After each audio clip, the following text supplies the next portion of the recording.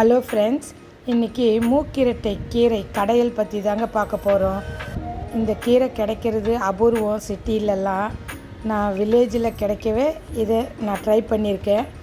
இதை ஒவ்வொரு இலையாக பறித்து இது போல் க்ளீன் பண்ணி வச்சுக்கணும்.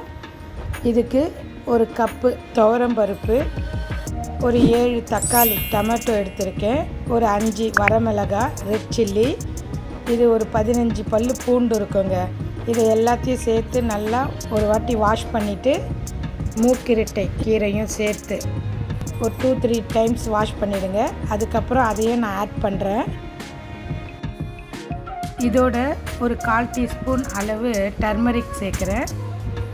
ஒரு 1 டீஸ்பூன் அளவுக்கு ஆயில் சேர்த்து குக்கர் மூடி போட்டு ஒரு 10 நிமிஷம் வேக விடுறேங்க.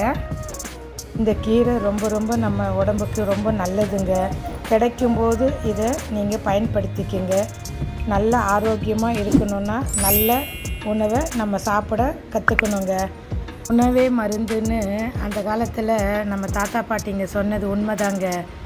10 நிமிஷம் கழித்து நான் குக்கர் ஓப்பன் பண்ணுறேன். நல்லா குக் ஆகிருக்கு. இதோட ஒரு எலுமிச்சப்பழ சைஸுக்கு டர்மரன் புளி சேர்க்குறேங்க. இது கல் சட்டின்னு சொல்லுவாங்க. அதில் போட்டு தான் நான் இப்போ கடைய போகிறேங்க.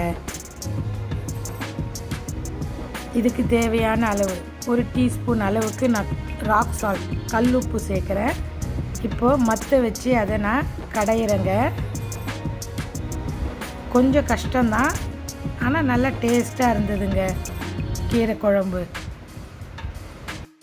ஒரு பேன் வச்சு அதில் ஒரு டீஸ்பூன் அளவுக்கு ஆயில் சேர்த்து ஒரு டீஸ்பூன் அளவு மஸ்டர்ட் பொரிஞ்சு வந்த உடனே ஒரு ஆனியன் சின்னதாக கட் பண்ணி வச்சுருக்கேன், அதையும் சேர்த்து நல்லா ஃப்ரை பண்ணுறேங்க. கீரை குழம்புக்கு எப்பவுமே ஆனியன் நல்லா ப்ரௌனாக வரணுங்க. அப்போ அதோட வாசனை ரொம்ப நல்லாயிருக்கும். இப்போ கடைஞ்ச கீரையை நான் அதில் சேர்த்து மிக்ஸ் பண்ணுறேன். எவ்வளோ வாசனையாக இருக்குது தெரியுங்களா கீரை குழம்பு. வாங்க சேர்ந்து சமைப்போம், சேர்ந்து ருசிப்போம். நன்றி நண்பர்களே.